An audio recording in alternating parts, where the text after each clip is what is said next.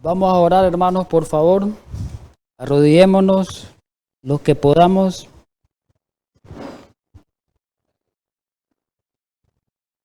Bendito Padre Celestial,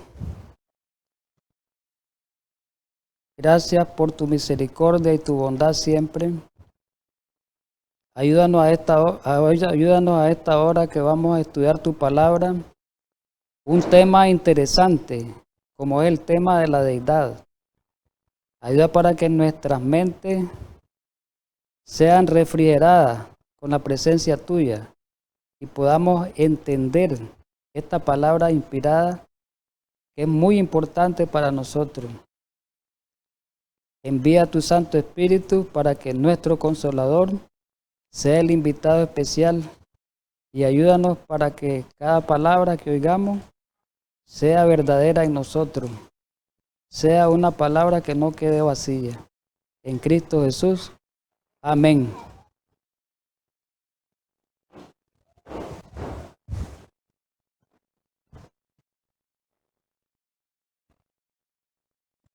Bueno, hermanos, vamos a continuar, ¿verdad?, con la serie que comenzábamos en el tema anterior. La serie, como aparece descrita ahí en la lámina, se llama La verdad acerca de la deidad. Decíamos que esta serie reviste mucha importancia en el tema anterior debido a que están soplando muchos vientos de doctrina en nuestra iglesia, en la iglesia adventista a nivel mundial. Y uno de los vientos de doctrina que ha entrado fuertemente es el distorsionamiento del tema de la deidad.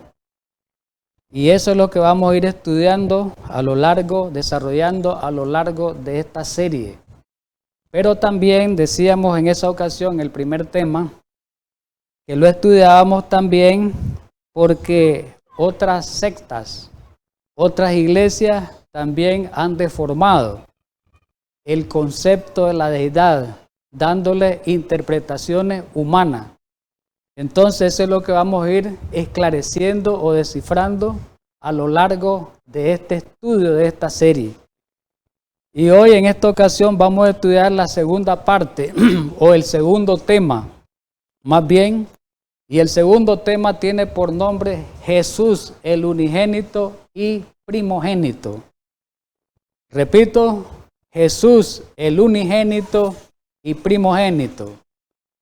Quiero presentar la siguiente introducción y analicémosla. Hay dos términos en la Biblia que cuando son aplicados a Cristo han causado mucha dificultad de entenderlos y explicarlos. Y esos dos temas son casualmente lo que vamos a tratar el día de hoy. Son la palabra o el término unigénito y primogénito aplicado a Jesús. Han causado muchas dificultades y por eso han habido interpretaciones falsas en otras iglesias. Por los conceptos erróneos que se han suscitado y de esa manera se han creado doctrinas falsas y hasta religiones falsas, ¿verdad? Pero nos vamos a hacer una pregunta. Antes de evaluar un tema de esta naturaleza, tenemos que hacernos una pregunta primero para poder entender estos dos conceptos y sean claros en nosotros quién es Cristo. Partamos de ahí, quién es Cristo para que podamos entender estos dos términos, para que podamos comprender la deidad, el tema de la deidad, quién es Cristo. La Biblia dice claramente, mis hermanos,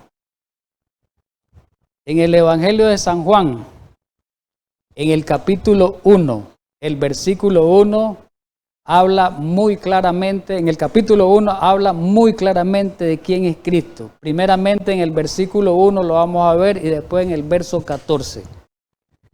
El verso 1 dice del Evangelio de San Juan, ¿verdad? El capítulo 1, repito, verso 1. En el principio era el verbo y el verbo era con Dios y el verbo era Dios. Mire qué interesante eso. dice que el verbo es la palabra, el verbo es Cristo. Cristo. ¿Qué está diciendo aquí? Que Cristo era Dios, que Cristo es Dios. Pero el versículo 14 del Evangelio, mismo Evangelio, en el mismo capítulo, y el verbo, que es Cristo Dios, el verbo es Cristo Dios, la divinidad de Cristo resalta, y el verbo se hizo hombre, o sea, Dios se hizo hombre, quiere decir, cuando dice el verbo se hizo hombre, Dios se hizo hombre, hermanos que me están escuchando de otras iglesias, que me están viendo, y habitó entre nosotros, y hemos contemplado su gloria, la gloria que corresponde, aquí viene la palabra clave, al Hijo unigénito del Padre, lleno de gracia y de verdad. Quiere decir que Cristo Jesús, me están diciendo estos dos pasajes, me están definiendo la naturaleza de Cristo Jesús. ¿Qué dicen? De que Cristo, la Biblia que dice que Cristo es Dios. Cuando dice el principio era Dios, que Cristo nunca tuvo principio. Cristo es Dios, 100% Dios, así es Cristo, 100% Dios, pero también está diciendo que Cristo es hombre, 100% hombre. ¿Estamos de acuerdo? En otras palabras, ¿quién es Cristo? Es Dios y es hombre. Otro pasaje que nos ayuden. Hebreos 1:8, más del Hijo, ¿el Hijo quién? Cristo, dice, más del Hijo, dice, tu trono, oh Dios. ¿A quién le está diciendo esa palabra el Padre? A Cristo. Más del Hijo, dice, ¿el Hijo qué es? Es Dios, igual que el Padre. Tu trono, oh Dios, por el siglo del siglo. ¿Qué está diciendo? De que Cristo es eterno. Aquí demuestra la eternidad plena y absoluta de Cristo. No como dicen otros que Cristo no es Dios absoluto, que es un semidios, es un Dios de segunda. Estos textos son claros, son determinantes y contundentes a la hora de demostrar la deidad plena de Jesús. Jesús es Dios plenamente, no tenemos que dudar. Y dice algo más el pasaje, cetro de equidad, es el cetro de tu reino. Pero también la Biblia dice que Cristo es hombre. ¿Y para qué se hizo hombre Cristo? Todos diríamos para salvarnos, ¿cierto? Pero dice que Cristo se hizo hombre para interceder también tiene un trabajo de intercesión y de mediación entre Dios y los hombres. Es Jesucristo hombre, primera de Timoteo 2:5. Aquí se demuestra con los pasajes anteriores que Cristo es verdaderamente Dios y verdaderamente hombre. Comparemos. Aquí hay una comparación en la Biblia de los testigos de Jehová y la Biblia la Biblia de las sociedades bíblicas, la Reina Valera. ¿Cómo traduce San Juan 1:1 la traducción Nuevo Mundo? La traducción Nuevo Mundo es la Biblia de los testigos de Jehová, la traducción que ellos mismos editaron y que ellos mismos tergiversaron, ¿verdad? Ellos mismos la pervirtieron la Biblia. ¿Cómo dice? En principio, oiga bien, vamos a hacer comparaciones. En principio la palabra era, aquí dice el verbo era. Pongámosle pues. Ahí no hay problema. En principio dice, la palabra era, en principio. Y el verbo era con Dios y la palabra estaba con Dios, ahí hay cambio. Y el verbo era Dios y allá dice la palabra era un Dios y con letra minúscula. ¿Qué están diciendo la Biblia los testigos de Jehová? ¿Qué creen los testigos de Jehová? Que Cristo es un Dios, un semidios. no es un Dios pleno como el Padre. Pero la Biblia dice claramente sí que Dios es un Dios pleno, que Cristo es un Dios pleno y absoluto como el Padre. Y tan eterno como el Padre. Los testigos de Jehová dicen que no. Porque ellos, su Biblia, la tergiversaron, la pervirtieron, la cambiaron los términos. No solo ahí, en otros pasajes. ¿Estamos de acuerdo?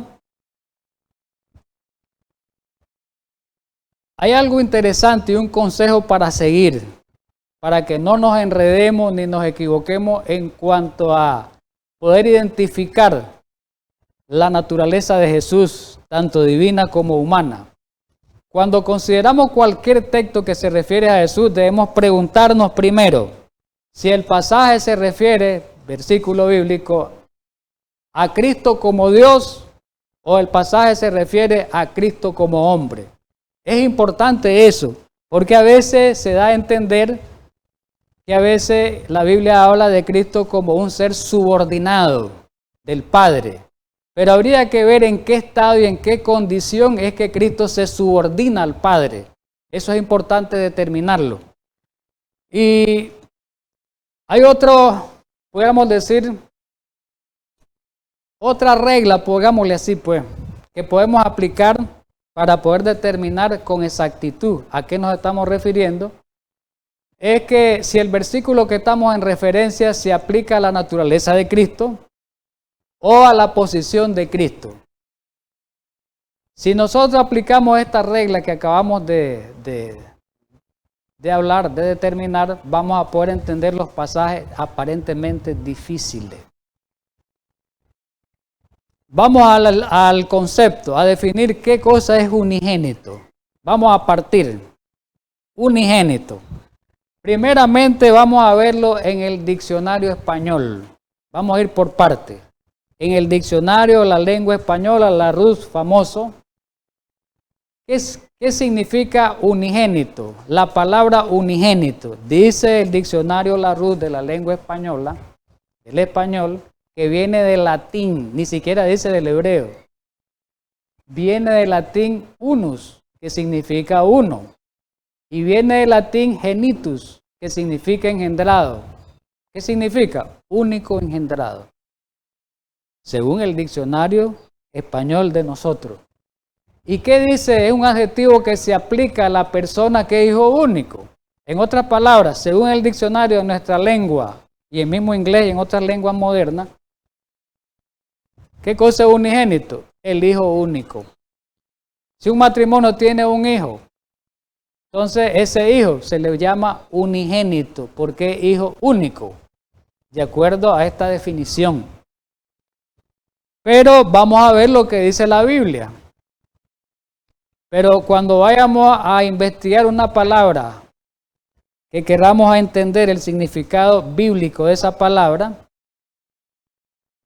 tenemos que buscar no un diccionario común de nuestra lengua, sino un diccionario bíblico o una concordancia de la lengua antigua de hebreo en que fue escrita la Biblia, de la lengua aramea en que fue escrita la Biblia, o de la lengua griega. Lógico que no va a ser en hebreo ni en griego, sino en español, ya traducido en el español, ¿verdad? Hay diccionarios, hay concordancias que ahí podemos investigar para que nosotros no nos confundamos. Entonces, en un diccionario bíblico, en la concordancia Strong, ¿verdad?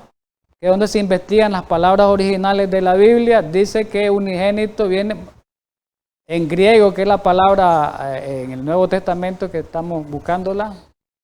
La palabra es monogenes. Monogenes. ¿Y de dónde viene esa palabra? Es la combinación de dos palabras, dice. Mono, único o solo. Según la palabra número 1085, la concordancia Strong. Y genos significa familia, pariente, clase, familia, género. Ahí está la palabra, el número de palabras de la concordancia Strong. Pero hay algo importante en esto y quiero explicarlo y aclararlo. Dice que esta palabra se puede usar literal o figurado. Y se puede usar individual o colectivo. ¿Qué quiere decir esto? Para explicarlo mejor, para que lo entendamos. Quiere decir, hermano, que cuando se investiga una palabra de la Biblia en un diccionario bíblico, en una concordancia, se tiene un concepto amplio de la palabra, un concepto real. En cambio, si lo hacemos en un diccionario en nuestra lengua, se obtiene un concepto limitado y estrecho. Entonces la palabra está como borrosa, no la podemos entender. Por eso es que a veces ha habido mucha confusión. Entonces, ¿qué me está diciendo el diccionario bíblico o la concordancia?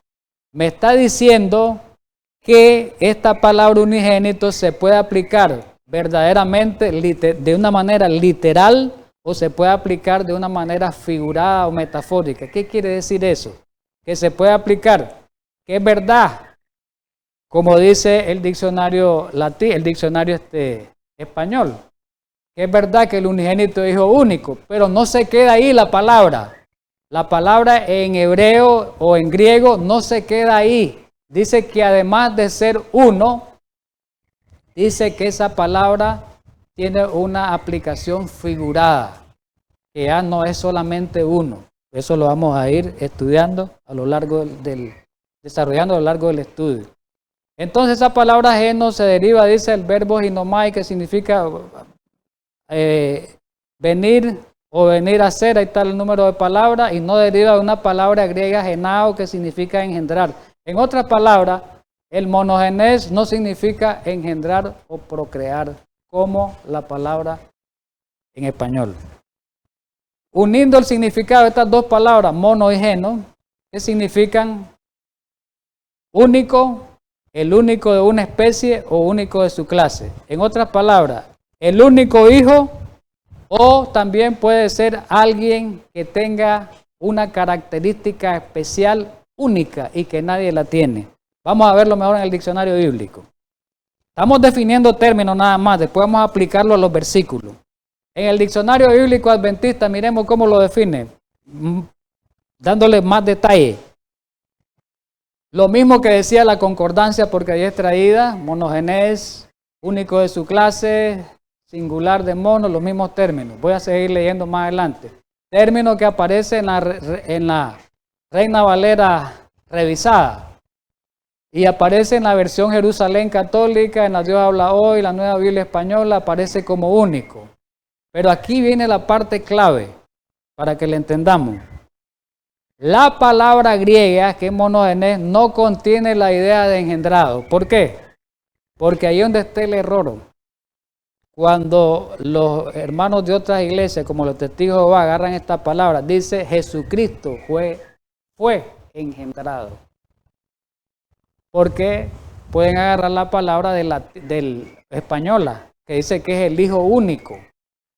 Pero recordemos que esta palabra en la lengua antigua es amplia. Además de definir el hijo único, define también a alguien con características especiales únicas que tiene. Y eso es lo que vamos a ir determinando. Miremos.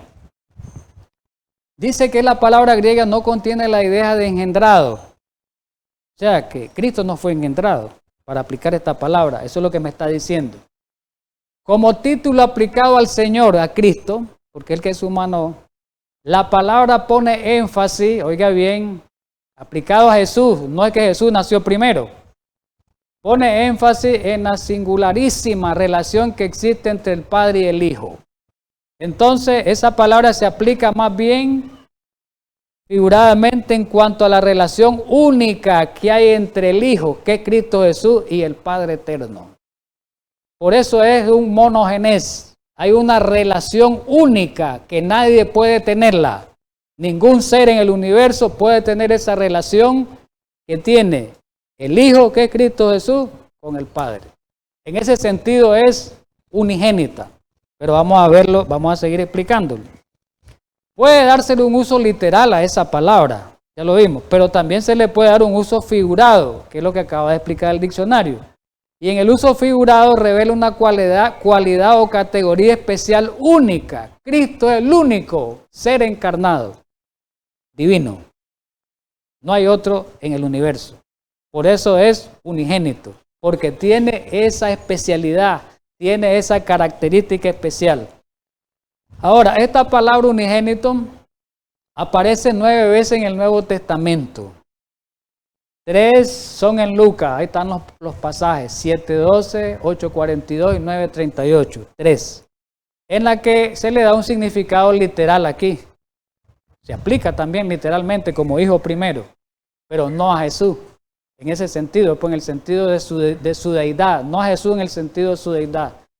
En esos textos siempre se refiere a un hijo único nacido. Pero también en los escritos de Juan principalmente aparece 5 veces. Ahí están los pasajes. 1:14, 1:18, 3:16, 3:18 y primera de Juan 4:9. Y aquí, ¿qué es lo que pasa? En estos textos siempre se refiere a un hijo, para referirse a la relación de Cristo con el Padre en el Evangelio de Juan, mostrando, como decíamos anteriormente, la singularidad de Jesús como el Hijo único de Dios encarnado. Pero hay algo para cierre y podamos entender esta palabra. Entonces, este término aplicado a Cristo, ¿qué significa? Aplicado a Cristo, ¿qué significa? Que Cristo es el único en su especie. No hay otro que se haya hecho de la deidad, que se haya hecho hombre. No hay otro ser en el universo que sea Dios y que sea hombre. En ese sentido, Cristo es unigénito. ¿Por qué? Porque tiene una característica especial que nadie la tiene. En ese sentido es única. ¿Estamos de acuerdo? Porque aquí lo dice el escrito, el único en su especie, único en categoría, nadie como Jesús. El incomparable, distinguiendo la especial relación que lo une con el Padre. Es el único, porque Jesús es el único ser que pudo encarnarse, humanizarse, es decir, el único Dios hombre, como lo dije anteriormente. ¿Verdad? Vamos a analizar un pasaje. Juan 3:16, donde aparece la palabra hijo unigénito. Ese versículo, Juan 3:16, lo conocemos mucho, lo sabemos de memoria, pero aparece una palabra clave ahí que como dice el apóstol Pablo, los indoctos lo tuercen. Hermanos de otras iglesias tuercen esa palabra que está en rojo y de ahí sacan otro significado, ¿verdad? Que hemos ido describiendo. Leemos el texto literalmente, porque de tal manera amó Dios al mundo que dejó su Hijo unigénito. En otras versiones dice Hijo único, para que todo aquel que en Él cree no se pierda, mas tenga vida eterna. ¿Cómo lo interpretan los antitrinitarios? ¿Cuáles antitrinitarios? Los de adentro y de afuera. ¿Cuáles son los antitrinitarios de afuera? Testigos de Jehová y otras denominaciones, pero más los testigos de Jehová. ¿Y los de adentro cuáles son? Los adventistas antitrinitarios, un movimiento que ha surgido entre la iglesia adventista. ¿Qué dicen ellos? Los antitrinitarios dan a este texto y a otro, donde aparece la frase unigénito aplicada a Jesús, una interpretación literal. ¿Qué dicen ellos? Ah, sí, Jesús es el Hijo de Dios literal del Padre. ¿Y saben qué es lo que llegan a decir ellos? Bueno, y los testigos dicen que Cristo es un Dios inferior, que no es igual al Padre y no puede ser preexistente y eterno como el Padre. Pero ¿sabe hasta dónde llegan el atrevimiento? Que llegan los antitrinitarios y adventistas. Dicen ellos que Cristo en las edades eternas, el Padre engendró a Cristo. Del Padre, oiga bien, del Padre salió Cristo. ¿Qué se atreven a decir ellos? Quiere decir que el Padre es más eterno que Cristo. Existió primero, según la interpretación de ellos. Después Cristo nació del Padre, como de una mujer, pues, que está embarazada y nace la persona. Mira hasta dónde llegan las falacias. ¿Ah? Eso dicen ellos. Y dan argumento. Al que lo hayan movido, al que no ha estudiado bien la palabra, pues lo pueden enredar. Pero hay algo claro que estudiábamos en el tema anterior. Recordemos algo en el tema anterior, hice énfasis, voy a hacer énfasis en estas dos cosas. Primeramente, que las cosas secretas pertenecen a Jehová nuestro Dios. Mas las reveladas son para nosotros y para nuestros hijos. No podemos estar especulando. En mi mente, ¿Cuándo llegó a existir Jesús? ¿Cuándo llegó a existir el Padre? ¿Cómo existió Jesús? ¿Cómo existió el Padre? ¿Cómo nació Jesús? ¿Cómo nació el Padre? ¿Cómo nació el Espíritu Santo? ¿De dónde procede? Eso hasta podemos llegar a cometer pecados, confusión, porque aquí hay una cita que lo dice aquí abajo. Y nos dicen, nuestros ministros deben de ser cuidadosos, el que predique la palabra, de no entrar en ninguna controversia con respecto a la personalidad de Dios. Ahí es donde está el problema. Este es un tema que no deben tocar. Es un misterio y el enemigo con toda seguridad descarriaría a todo aquel que trate de penetrar en él. Por eso hay tanta confusión. Porque queremos tratar de penetrar más allá. Y ahí vienen las especulaciones y se forman las teorías falsas. ¿Estamos de acuerdo? Entonces, repitiendo lo que estudiábamos anteriormente como un resumen. El término unigénito aplicado a Cristo, ¿qué significa? Que Cristo es el Hijo único de Dios Padre como Hijo. ¿Él lo engendró? No. ¿Qué es lo que significa? Dice la Biblia. ¿A qué se refiere único? A que Jesús es el único en su especie, es el único en su categoría, es el incomparable. A que Jesús es el único en el universo que es Dios y es hombre. Es el único Hijo de Dios encarnado. Vamos a aplicarlo ahora no a Cristo. El término unigénito ahora no a Cristo. Y vamos a ver una aplicación figurada, no literal, para que miremos que la Biblia aplica de una manera figurada este término. Hebreos 11:17, el capítulo de la fe. Hebreos 11:17 dice lo siguiente. Por la fe, Abraham, cuando fue probado, ofreció ¿a quién? A Isaac. Y el que había recibido las promesas ofrecía su unigénito. Isaac era hijo de Abraham, sí, ¿verdad? Hijo, eso lo sabemos, ¿verdad? Pero la pregunta es verdad, Isaac, hijo de Abraham. Pero la pregunta que nos vamos a hacer, ¿será que Abraham solamente tuvo un hijo? Engendró un hijo nada más. Eso es importante, porque ¿por qué se le aplica el término unigénito a Isaac? Si lo aplicamos literalmente de acuerdo al diccionario español, entonces Isaac fue el hijo único que tuvo Abraham, pero ahí mentirían, porque la Biblia no dice que Isaac era el hijo único. ¿Qué otro hijo tuvo Abraham? La Biblia lo dice, Abraham tuvo más hijos, no solo a Ismael. Ismael, por la ley del primogénito, de acuerdo a la descendencia, Ismael más bien debería ser el primogénito, porque nació primero que Isaac, si aplicamos este concepto de una manera literal. Pero Abraham tuvo más hijos, además de Ismael, su primogénito. ¿Y a dónde lo describe eso? Pueden investigarlo, no nos da tiempo. En Génesis 25, el 1 al 6, saben que Abraham tuvo, además de Ismael, tuvo hijos e hijas, dice ahí en la Biblia, para que ustedes lo investiguen, no da tiempo. No solamente Isaac, ni solamente Ismael, tuvo hijas y tuvo otros hijos. Pero la pregunta, ¿verdad?, que estamos tratando de resolver, que Isaac no fue el hijo único de Abraham. Entonces, ¿por qué se le llama unigénito a Isaac? Ahí donde está la pregunta. ¿Por qué se le llama unigénito? ¿Por qué se le aplica ese término? Por la sencilla razón de que Isaac era el único, tenía esa característica especial dentro de los hijos de Abraham, que fueron varios. Era el único de entre los hijos que tenía una característica especial. ¿Cuál era? Que era el hijo de la promesa. Ismael no era el hijo de la promesa, ni los otros hijos. Solamente era, ¿quién? Isaac. No hay otro. En ese sentido, es que Isaac se le aplica el término unigénito, hijo unigénito, hijo único en ese sentido, que tenía esa característica especial que tenía esa especialidad, por eso dice único en su clase. Dice el término, la definición. ¿Vamos entendiendo, mis hermanos?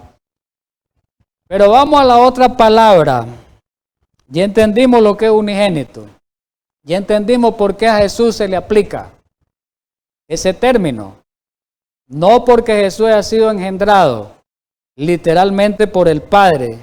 No porque Jesús haya nacido en un tiempo posterior al Padre. No por eso, sino porque Jesús tenía una especialidad que no la tuvo ningún ser.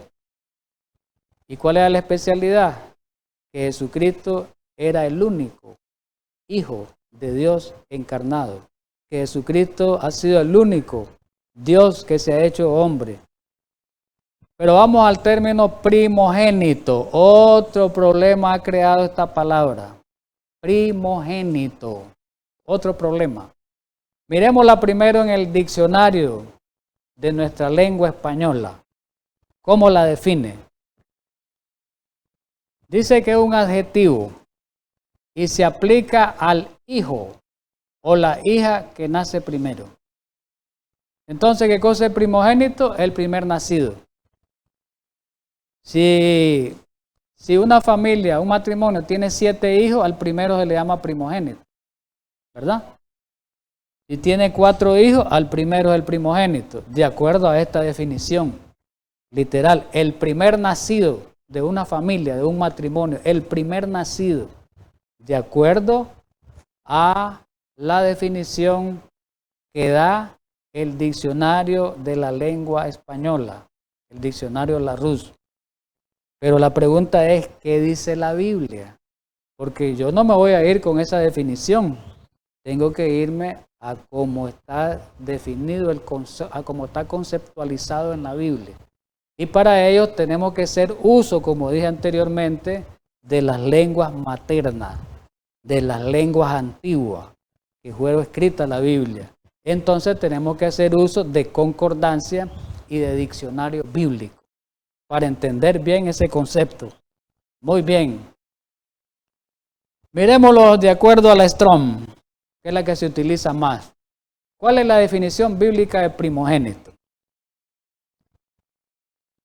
Dice que primogénito, según la concordancia hebrea, griega y caldea, proviene de una palabra griega que es protótokos. Protótokos. Esa palabra es la 4416. Pero esa palabra viene de la unión de otras palabras o de otras raíces en la misma lengua. ¿De cuál palabra? De la 4413 y de las 5088. Por lo general, dice que esta palabra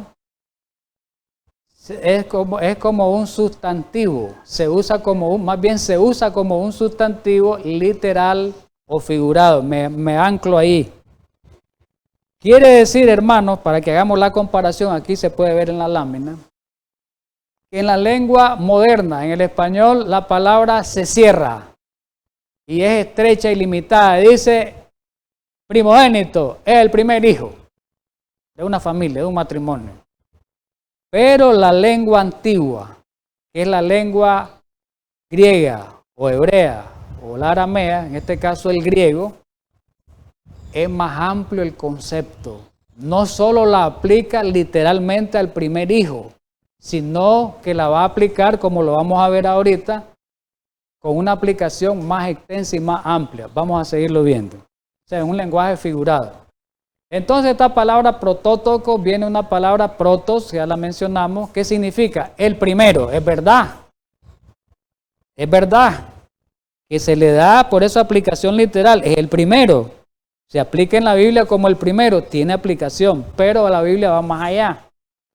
El primero en cuanto al tiempo, lugar, orden e importancia. Pero la Biblia, por eso lo puse en rojo para separar, le da la aplicación figurada que está en rojo, que significa principal, influyente, mejor. En otras palabras, y aquí está el verbo tokos, ¿verdad? La palabra tokos que viene del verbo griego tikto. ¿Y qué significa esta palabra? Alumbramiento, dar a luz, nacer, producir una madre, una planta, se le aplica a tierra, es literal o figurado. Tiene que ver con engendro también. Entonces, bien, ¿y qué dice el diccionario bíblico adventista? Ahí está en hebreo y está en griego. Aquí la amplía más, está en hebreo y está en griego. Eso no lo leamos, pues. ¿Qué quiere decir? Dice el diccionario bíblico que es verdad como lo dice la lengua española. La lengua española dice que primogénito es el primer nacido. El diccionario bíblico dice que sí. El primer hijo de hombre o bestia. Pero le da la aplicación figurada, no se queda ahí nomás. Pero también como expresión figurada, el término también puede indicar superioridad de tamaño, de rango, de fortaleza o preeminencia de carácter o de posición. Diccionario Bíblico Adventista, página 944. En otras palabras, dice que puede ser usada de una manera literal, indicando el primer engendrado, ya lo dijimos. Pero también cuando se usa figurado metafóricamente, indica preeminencia, posición de privilegio, honor o dignidad. ¿Cuántas veces aparece en el Nuevo Testamento esa palabra? 8 veces. Pero de esos 8 casos, miremos bien, 2 al menos indican solamente la aplicación literal, el primer nacido. Y el resto, que es mayoritario el número, dice que se usa en lenguaje figurado. Qué importante es eso. Miremos la aplicación en lenguaje literal. Vamos a ver la aplicación de la palabra primogénito en la Biblia en la lengua literal. Miremos Lucas 2:7. Ahí el capítulo 2 está hablando de qué? Del nacimiento de Jesús como hombre. No como Dios, porque no podemos investigar en la Biblia el nacimiento de Jesús como Dios, sino cuando se encarnó. Y dice que María, la madre de Jesús, dio a luz a su hijo primogénito. Ahora, ¿la palabra ahí es literal o es figurada? Es literal, porque María fue, además de ser el único hijo, fue el primer hijo, primero y único hijo. Entonces, la aplicación se le puede dar literal. Dice que lo envolvió en pañales, lo acostó en un pesebre porque no había lugar para ellos en el mesón.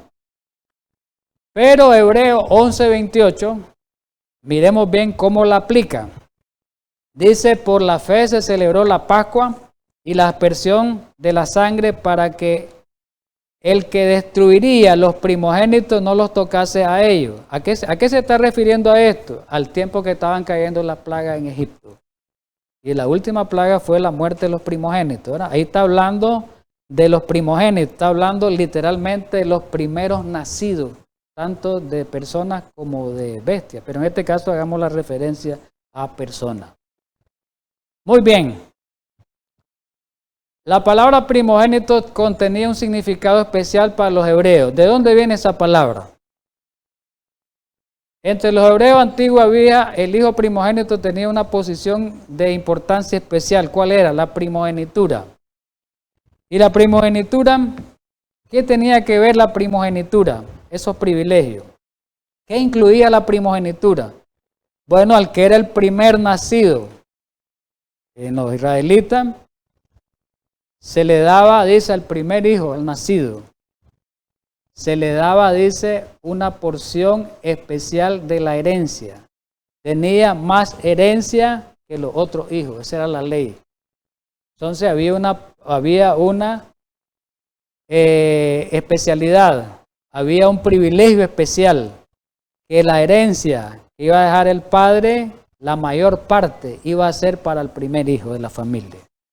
Pero la primogenitura, los privilegios de la primogenitura no se reducía a eso ni se limitaba a solo lo material, sino que abarcaba lo espiritual.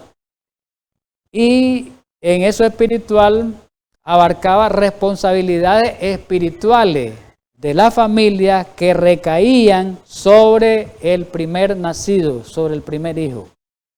Entonces se dejaba instituido por el padre, por la ley, de que el primer hijo iba a ser, como quien dice, el representante de la familia en lo espiritual. Los otros hermanos, en cierta medida, iban a depender de él, en cierta medida, ¿verdad? A depender de las decisiones que se tomaban para la familia del primogénito. Y había otro especial que iba a ser el sacerdote de la familia.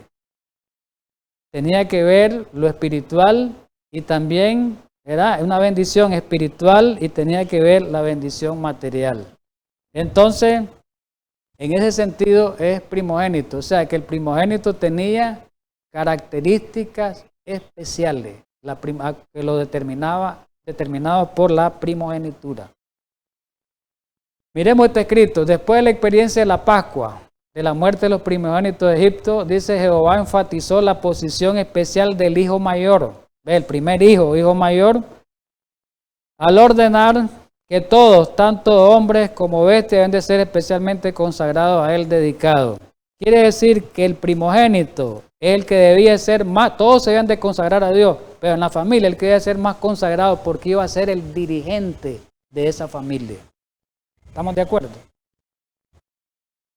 Vamos a mencionar algunos casos en la Biblia, digamos bien, en el cual se usaba el término primogénito en sentido figurado, no literal, no como el primer nacido, individualmente y colectivamente lo vamos a ver. Miremos el primer ejemplo. En el caso de David, yo también, dice la Biblia, en el Salmo 89, 27, yo también le pondré por primogénito, hablando de David. Si ustedes investigamos más el pasaje, un poco más atrás, está hablando de David. Dijo Dios que David lo iba a poner por primogénito, el más excelso de los reyes de la tierra. A ver, vamos a ver algo claro. Si a este término, en este contexto de este pasaje, le damos una aplicación literal, oigamos bien, encontramos un problema serio. Porque David no fue el primer hijo de Isaí. Oiga bien, David no fue el primer hijo de Isaí. Entonces Dios no se puede estar refiriendo literalmente que haya sido el primer hijo de Isaí, que era su padre. Entonces, lo pueden investigar en 1 Samuel 7:14. David no era el primer hijo, ¿verdad? Más bien era el menor. Ahora la pregunta es, ¿por qué le llama a Dios primogénito a David si era el menor? Por la sencilla razón, ¿qué es lo que va a destacar Dios? Bueno, que ninguno de los hermanos de David iba a ser como David. Tenía una especialidad para con Dios David. ¿Y cuál era la especialidad? Que tenía una posición muy honorable, muy especial entre sus hermanos. Porque recordemos que David fue rey y sus hermanos no fueron reyes. David fue consagrado al Señor más que sus hermanos. Eso era una posición especial de David para con Dios, entre sus hermanos para con Dios. Pero hay algo más claro. Ahora como rey, pregunto, ¿será que David haya sido el primer rey de Israel? ¿Por qué le llama primogénito si ni siquiera fue el primero de Israel? Ni siquiera, porque el primer rey de Israel, ¿quién fue? No fue Saúl. ¿Por qué le llama primogénito? Porque ya dijimos que primogénito significa no solo el primero, sino el principal, el que tiene una categoría de honor, el que tiene una categoría de exaltación, el que tiene una superioridad, el que tiene una preeminencia. A eso se refiere el término aplicado de una manera figurada. Entonces David no es el primer rey de Israel, ni es el primer rey que hubo sobre la tierra, sino más bien porque David es supremo sobre los reyes, tiene una superioridad sobre los reyes, pues porque de él venía una distinción especial, porque de él venía de su linaje, venía el Mesías, por eso era el primogénito. Porque de él venía el Mesías, la descendencia de Cristo. Y no vino de ningún otro rey, sino de él. Qué importante eso que entendamos. Pero apliquémoslo ahora no individual, sino colectivo. Como iglesia, pues aquí aparece. 4:22 de Éxodo. Y dirá a Faraón, Jehová ha dicho así, Israel es mi hijo. Oiga bien, ¿cómo le dice? Mi primogénito. Ahora hago la pregunta. ¿Será que Israel fue la primera nación en el mundo que existió? Hubo más naciones paganas, las naciones antidiluvianas, pero ¿por qué le dice a Israel mi primogénito? Si no era la primera nación. Porque el término primogénito aplicado a Israel, ¿qué hacía referencia? ¿Qué quería decir? Que Israel era superior ante los ojos de Dios a las otras naciones. En ese sentido era primogénito, porque era la principal entre las naciones, era la superior entre las naciones, había supremacía. Miremos unos ejemplos, pues, aquí hay 4 ejemplos bíblicos, para que entendamos, que la Biblia hable. ¿Qué le dijo Dios a Israel por medio de Moisés en 28:13 de Deuteronomio? Te pondrá Jehová por cabeza. ¿A quién? A Israel. ¿Qué quiere decir? Y no por cola, y estarás encima solamente. ¿Qué le estaba diciendo Israel? Israel amaba tanto que Israel iba a ser la cabeza, nunca cola. Iba a tener un lugar, Israel, exaltado, de preeminencia, de honor. Miremos Deuteronomio 14:2. Porque tú eres pueblo santo. Porque tú eres pueblo santo a Jehová Dios. Y Jehová te ha escogido para que le sea, ¿qué? Un pueblo único. ¿Entre cuántos? Entre todos los pueblos que están sobre la tierra. ¿Cómo era para Dios ante los ojos de Dios Israel? Un pueblo único. No es que Dios no los amara a todos. Pero Israel tenía algo especial. ¿Estamos de acuerdo? Deuteronomio 7:6. Porque tú eres pueblo santo para Jehová tu Dios. Jehová tu Dios te ha escogido ¿para qué? Para hacerle un pueblo especial. Y Deuteronomio 19:5, ¿qué dice? Éxodo 19:5. Ahora pues, si eres oído a mi voz cuando está haciendo el pacto con Israel y guardares mi pacto, vosotros, ¿cómo iba a ser Israel para Dios? Vosotros, le dice, que iba a ser mi especial tesoro, un rango de superioridad a Israel. En ese sentido, Israel era primogénito. En ese sentido, David fue primogénito. No era porque era primero, en el orden de tiempo. ¿Estamos de acuerdo? Miremoslo si ya olvidémonos de Israel. Vamos al Nuevo Testamento, pues. A la congregación de los primogénitos que están escritos en los cielos. El Dios de todo, el juez de todo.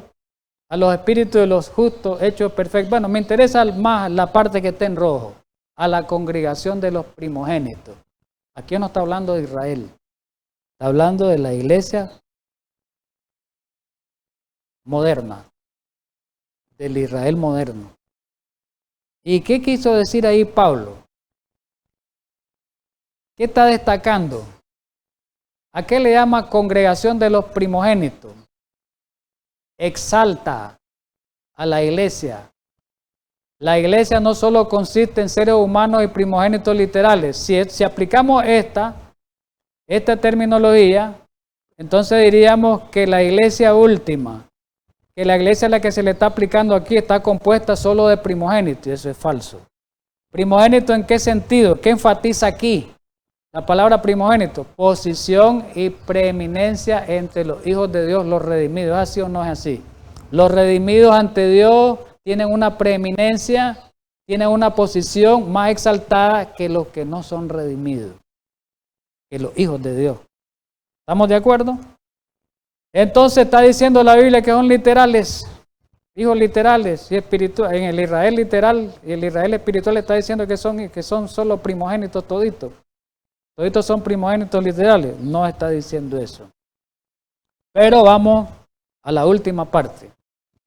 También la Escritura emplea el uso figurado metafórico de la palabra primogénito para referirse a Jesús. Apliquémosela a Jesús ahora.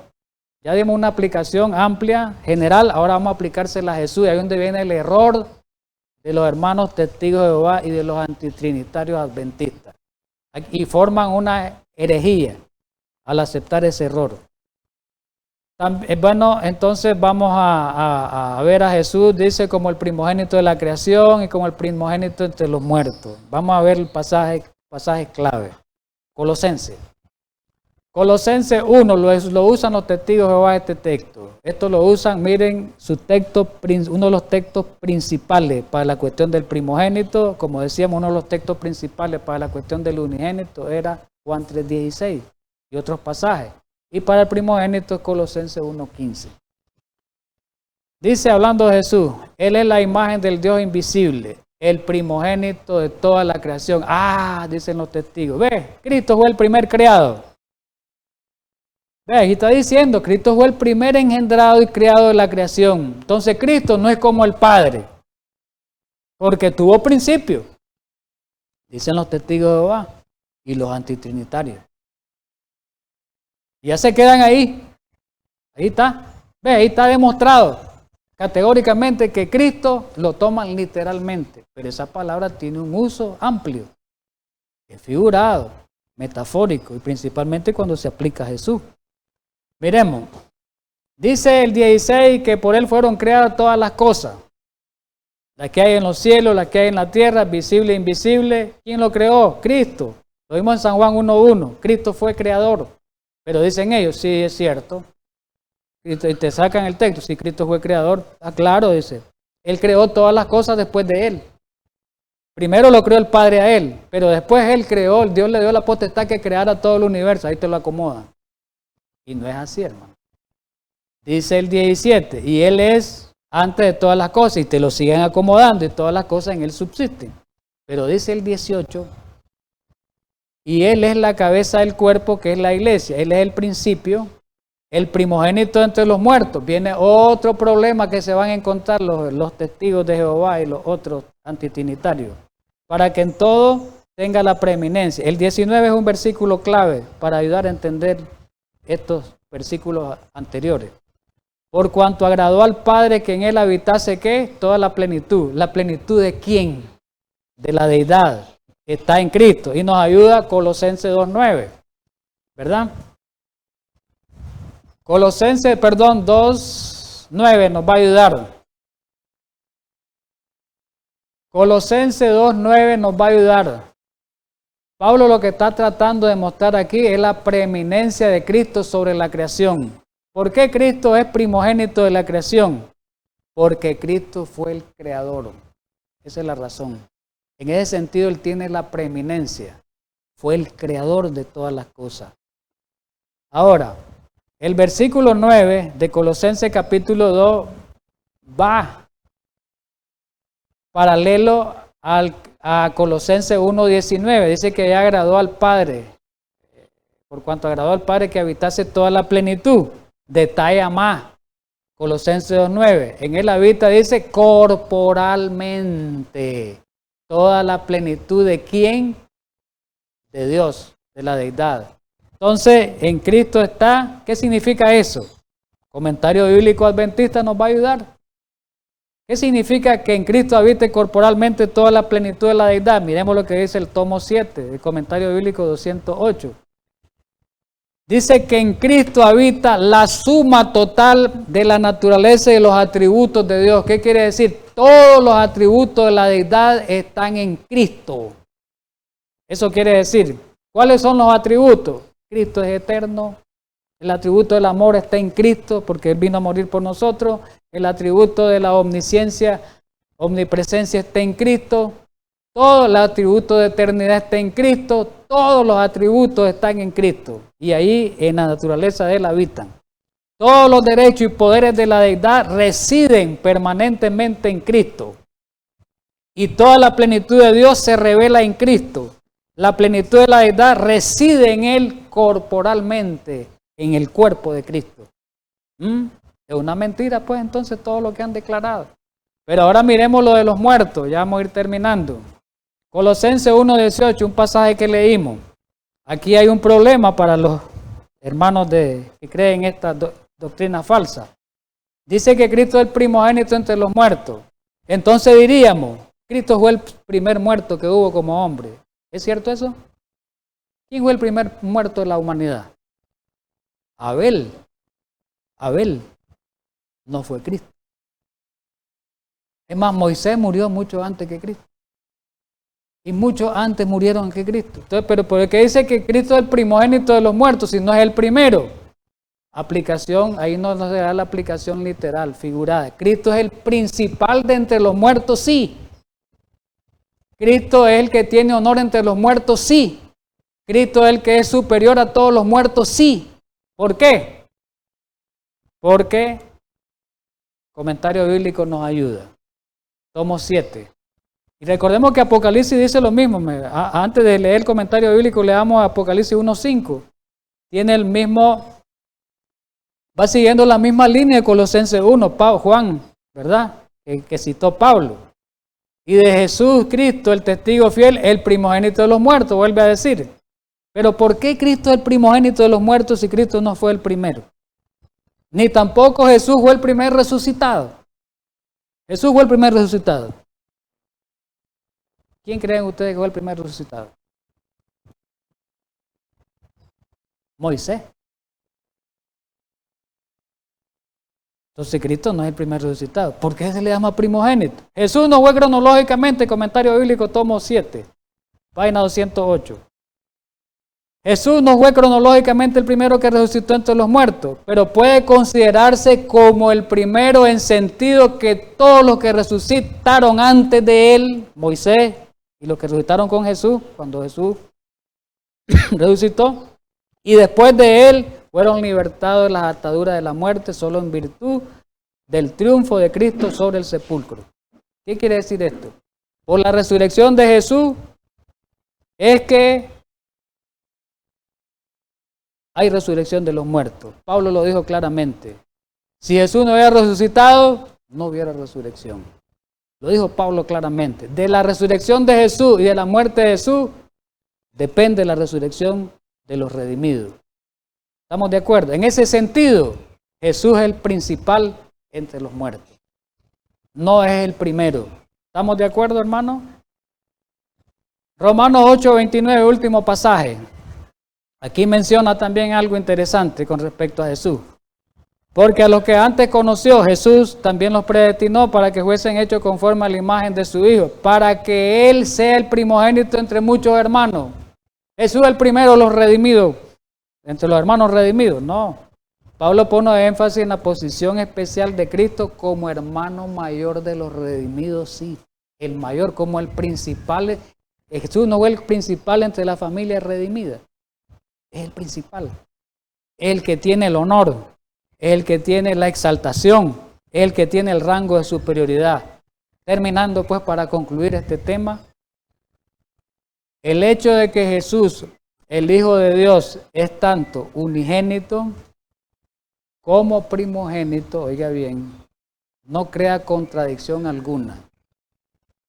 No es ni que Cristo sea el único nacido, ni el primer nacido. No hay. Porque puede significar que es preeminente en muchos sentidos, o que en su forma humana, como hombre encarnado, Él fue el primer nacido de María la Virgen. Puede darse ese, ya lo vimos, en la cita que tuvimos de Lucas. En todo caso, en ningún modo queda en duda la preexistencia del Hijo de Dios como Dios. No queda en duda que Cristo es igual al Padre, ¿verdad? Y eso vamos a seguir tratando estos temas. Todavía vamos, como quien dice, estamos gradualmente, vamos avanzando en el estudio. Hay que ver el próximo tema, hay que seguir viendo los otros temas, porque vamos a ir entendiendo todo lo que refiere a la deidad. Entonces no queda en duda que Cristo ha sido preexistente igual que el Padre. Tiene la misma eternidad, una eternidad absoluta igual que el Padre. Así que el hecho de que el Hijo de Dios es unigénito y primogénito no atenta en lo absoluto en contra de la doctrina de la Trinidad.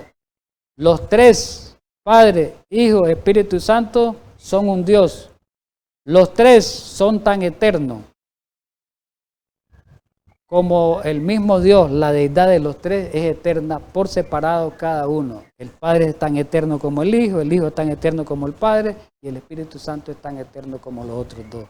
Así que, mi hermano, creo que queda hoy definido claramente el concepto bíblico de esas dos palabras, de esos dos términos que han causado mucha confusión en el mundo religioso. Ojalá Dios quiera que no caigamos en esos errores de creer, de darle a Cristo, hasta es idolatría eso, de darle a Cristo un concepto errado de su naturaleza. Eso es idolatría también, dice el Consejo Inspirado.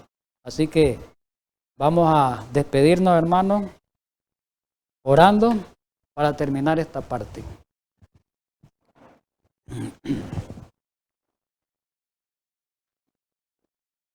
Padre Santo, Dios de misericordia, muchísimas gracias por habernos ayudado a estudiar este tema de la deidad. Es un tema que ha causado y sigue causando y seguirá causando, porque está profetizado en el tiempo final, herejías, conceptos errados acerca de la personalidad y naturaleza de la deidad. Ayúdanos a que no caer en esos errores y a tratar de ayudar a otros hermanos que están errados. Ayúdanos a entender esto para poder predicarlo, para poder enseñarlo. En Cristo Jesús. Amén.